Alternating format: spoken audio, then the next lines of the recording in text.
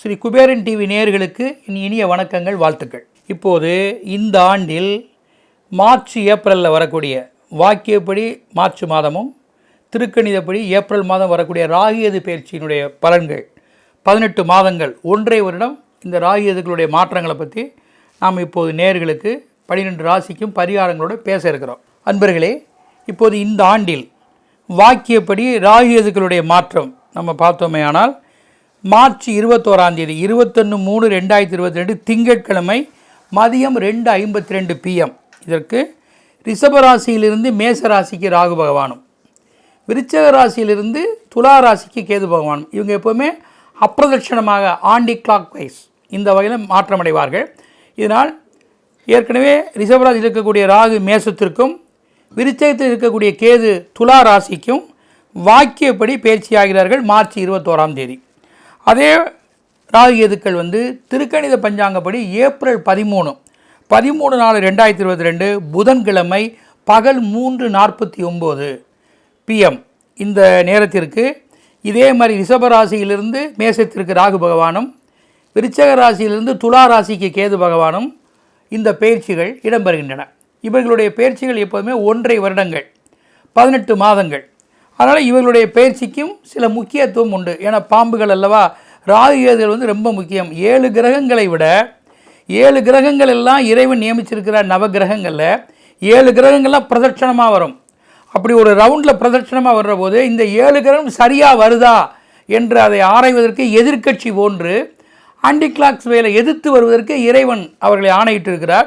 ஆனால் ராகு கேதுகள் 7 கிரகங்களை எதிர்த்து அப்பிரதட்சணமாக வரும். அதனால் ஒரு ராசியில் வளமாக பயிற்சியாகிறது மற்ற கிரகங்கள், இடமாக பயிற்சியாகக்கூடிய ஆண்டி கிளாக் வைஸ் ராகு கேதுக்கள். அப்படி இருக்கக்கூடியவர்களுக்கு பலம் அதிகம்.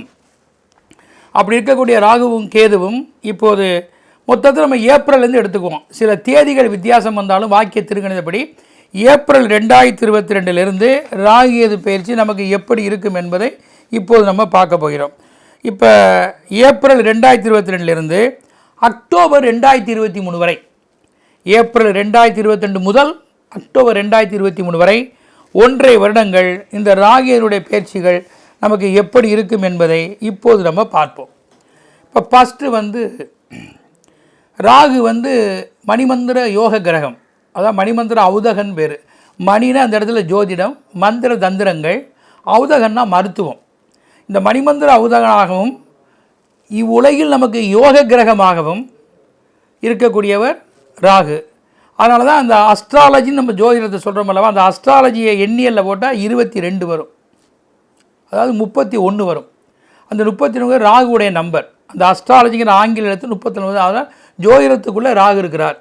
மற்றும் வேறு சில கிரகங்கள் ஜாதகத்தில் யோகத்தை தர முன்வரவில்லை என்றாலும் இந்த ராகு மட்டும் ஒரு மனிதனுக்கு அந்த ஜோதிட காலச்சக்கரத்தில் அந்த கட்டத்தில் சரியாக அமைந்து விட்டால் அவள் வாழ்க்கையில் இவரால் ஒரு பெரிய மாற்றங்கள் வரும். இவருடைய திசை 18 ஆண்டுகள். அது மட்டும் இல்லை, திருவாரை சுவாதி சதயம் இவருடைய நட்சத்திரத்தில் சிவபெருமானே உதயமாகியிருக்கிறார். திருவாதிரையில் சுவாதி ஜோதியின் வடிவமாக இருக்கக்கூடிய ஒரு மாபெரும் சிறப்பு நட்சத்திரம். சதயம் என்றாலே 100, ராஜராஜ சோழன் அவதரித்த நட்சத்திரம். அப்படிப்பட்ட இந்த 3 நட்சத்திரமே ராகுடைய சிறப்புகளை கொண்டது. அதே மாதிரி கேது எடுத்திங்கன்னா, அதாவது பொருளில்லாருக்கு இவ்வுலகம் இல்லை என்பது ராகு, அருளில்லாருக்கு அவ்வுலகம் இல்லை என்பது கேது. இந்த கேதுவுடைய சிறப்பம்சம் என்ன அப்படின்னு பார்த்தீங்கன்னா, கேது செவ்வாயினுடைய காரகத்துவத்தை சொல்லக்கூடியவர். சனியினுடைய ராகு சனியினுடைய காரகத்துவமும் கேது செவ்வாயுடைய காரகத்துவம் சொல்லக்கூடியவர். இப்போ செவ்வாய்க்கும் 7 ஆண்டுகள், கேதுவும் 7 ஆண்டுகள். அங்கே சனிக்கு 19 ஆண்டுகள், ராகுக்கு 18 ஆண்டுகள். அது ஏனென்றால் சனீஸ்வரர் என்பது ஈஸ்வரனுடைய பட்டம் பெற்றவர். அதனால் அவருக்கு ஓராண்டு கூட. இவர் இறைவனுடைய அருள் என்றாலும் கூட ஈஸ்வரன் பட்டம் பெறாதவர் ராகனால் 18 ஆண்டுகள். ஆக சனிக்கு நிகராக ராகு பலன் செய்யக்கூடியவர், செவ்வாய்க்கு நிகராக கேது பலன் சொல்லக்கூடியவர். இவருக்கும் 7 ஆண்டு திசை, அவருக்கும் 7 ஆண்டு திசை. செவ்வாயுடைய காரகத்துவத்தை ஒத்திருக்கும். மற்றும் கேதுவுடைய ஒரு சிறப்புகள் என்னென்னா, நீங்கள் ஒருவருக்கு வாழ்க்கையில் நல்ல வழிகளையும் காட்டுவார், ஆன்மீகத்தையும் காட்டுவார், எல்லா விதமான வேதாந்தங்களையும் காமிப்பார். எந்த ஒரு துக்கங்கள் வந்தாலும் அதை மனதில் கொண்டு வாழ்க்கையில் இதனுடைய வளர்ச்சிக்கு வருவதற்கு என்னென்ன வழிமுறைகள் உள்ளதோ அந்த வழிமுறைகள் எல்லாம் சரியாக தக்க வைத்து கொண்டு கண்டிப்பாக வருவதற்கு மார்க்கம் இருக்குது. இப்போ இந்த ராகு கேதுகளில் பார்க்குற போது கேதுவுக்கு முக்கிய அதிதேவதை வந்து மகா கணபதி, ராகுவுக்கு முக்கிய அதிதேவதை வந்து அம்பாள். அம்பாள் என்றால் காளி, மாரியம்மன், துர்கா, இவங்களெல்லாம் வந்து அம்பிகை, இவங்களெல்லாம் வந்து மாரியம்மன், இவங்கள் எல்லாமே ராகுக்கு உண்டான முக்கிய தேவதைகள். இப்போ கேது என்றால் விநாயகர், அதில் நம்ம இன்னும் பார்க்குற போது பெருமாளுடைய வடிவத்தில் சக்கரத்தாழ்வார், நரசிம்மர், சிவனுடைய வடிவத்தில் சரபேஸ்வரர், ஐயப்பன், இவங்கெல்லாம் வந்து இந்த மாதிரி இரு கடவுளுடைய சங்கமம். இவைகள்லாம் வந்து கேதுவுடைய அனுகிரக தெய்வமாக, அனுகிரக மூர்த்தியாக செயல்படுவார்கள். ரிஷபராசி அன்பர்களே, உங்களுக்கு நம்ம இந்த ஆண்டில் பார்த்தோம்னா உங்களுடைய ராகு கேது பயிற்சிகள் இந்த 1.5 ஆண்டில் என்னவாக இருக்கும் அப்படி நம்ம பார்க்குற போது 12இல் ராகு, 6இல் கேது. இப்போ இது வந்து கேதுவுடைய யோக ராசி. இப்போ ஒன்று அனுகூலமாக இருக்கிறது, இன்னொன்று சரியில்லாமல் தான் இருக்குது. 2 பேருமே உங்களுக்கு நன்மையாக வர முடியாது. இப்போ நம்ம முன்னாடி பேசின ராசிக்கு வந்து மேசத்துக்கு வந்து 2 பேருமே நன்மையாக இல்லை. இப்போ ரிஷபத்துக்கு என்ன அப்படின்னா ராகு 12இல் இருக்கிறார், கேது 6இல் இருக்கிறார். அப்போ கேதுவால் நன்மை அடைய போகிறீங்க. அப்போ இது கேதுவினுடைய யோக ராசி. இப்போ 12இல் இருக்கக்கூடிய ராகு ஒன்று நன்றாக இருக்கிறது, இன்னொன்று வேறு இடத்துல தான் இருக்குது. அது 2 ஒரே நேரத்தில் மாறக்கூடிய ராசியில் எதிர்முனையாக இருப்பதால் ஒருவர் சாதகமாக வருவது, இன்னொருத்தர் பாதகமாக வருவார். 2 பேருமே சாதகமாக வர முடியாது, 2 பேரும் பாதகமாக வரலாம். யாரேனும் ஒருவர் சாதகமாக வருவார். இப்போ கேது உங்களுக்கு சாதகமாக வந்திருக்கிறார். அதனால் இந்த ஆண்டு கேதுவினுடைய யோக ராசியாக நீங்கள் செயல்படுகின்றீங்க. அதில் நம்ம பார்க்கின்ற பொழுது 6ஆம் இடத்தில் இருக்கிறனால எதிரிகள் வீழ்வார்கள், வழக்கு விவகாரங்கள் வெற்றி பெறும், உடல் உபாதை இருக்கா அதுக்கெல்லாம் சரியான வழிமுறைகள், தீர்வுகள் வந்து ஆரோக்கியமாக இருப்பீங்க. நல்லா உணவு உண்பது மற்றும் வெளியிடங்களில் சென்று எதையும் தனக்கு வேண்டியதை பெறுவது, ஆலய வழிபாடுகள், தியானங்கள், ஜபம், தொழுகை, ஓமங்கள், இவைகள் எல்லாம் உங்களுக்கு சிறப்பாக இருக்கும். வீடு வியாபாரங்களில் செழிப்பான ஏதேனும் ஒரு வழிபாட்டு முறைகளை தேர்ந்தெடுத்து செய்து விருத்திக்கான வழிமுறைகளை அடைவீர்கள். பிறரால் பிரிந்து சென்ற நிலைகள் ஒன்று சேரக்கூடிய வாய்ப்பு ஏற்படும்.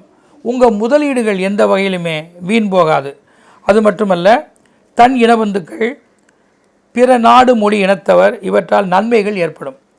பல நண்பர்களுடைய தொடர்பு, எழுத்து, பேச்சு, விளையாட்டு, பரிவர்த்தனை இதனால் நல்ல பயனடையக்கூடும். நீங்கள் நினைத்த வேலை, படிப்புகள் கைகூடும். தொழில் முயற்சிகளா அவற்றில் கூட நீங்கள் நல்ல விதமாக பரிணமிப்பீர்கள். ஆக எந்த வகையிலும் வெளிவட்டாரத்தில் உங்களுக்கு நல்லதொரு செல்வாக்குகள் இருக்கின்றன. குறிப்பாக பச்சை நிற தானியங்கள் ஜீவனத்தில், குறிப்பாக பச்சை நிற தானியங்கள் நல்ல பலனை தரும்.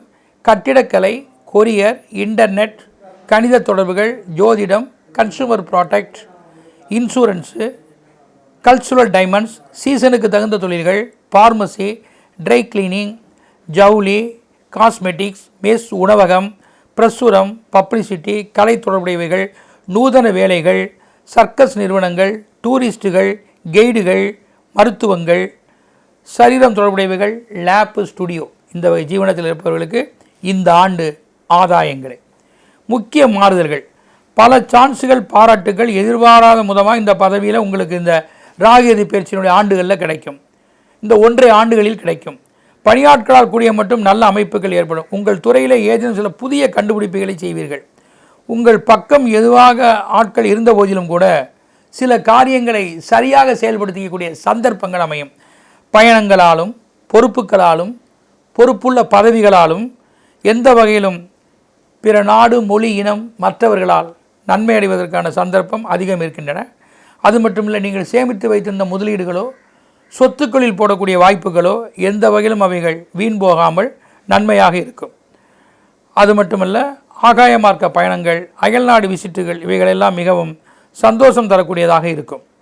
இந்த ராகு பயிற்சியில் நீங்கள் கூடிய மட்டும் எதையுமே சரியாக பயன்படுத்தி வெற்றி அடைவதற்கான சந்தர்ப்பங்கள் கூடிய மட்டும் நிறைய இருக்கின்றன. அதனால் இவைகள் பெண்களால் ஆண்களும், ஆண்களால் பெண்களும் பரிவர்த்தனை போல் பலவிதமான நன்மைகளையும் பெற்று சரீர சுபிட்சத்துடன் சக்ஸஸாக சில காரியங்களை செயலாற்ற இந்த ராகு பயிற்சி மிகவும் உங்களுக்கு உறுதுணையாக இருக்கும். இதில் உங்கள் வளர்ச்சிக்கு நம்ம என்ன செய்ய வேண்டும்? பரிகாரங்கள் பார்த்தோமையானால், தெற்கு பார்த்த சிவன், அதாவது பஞ்ச சேஷ்டி ஸ்தலம் சென்னையில் இருக்கின்றன. அற்புதமான பரிகார ஸ்தலம்.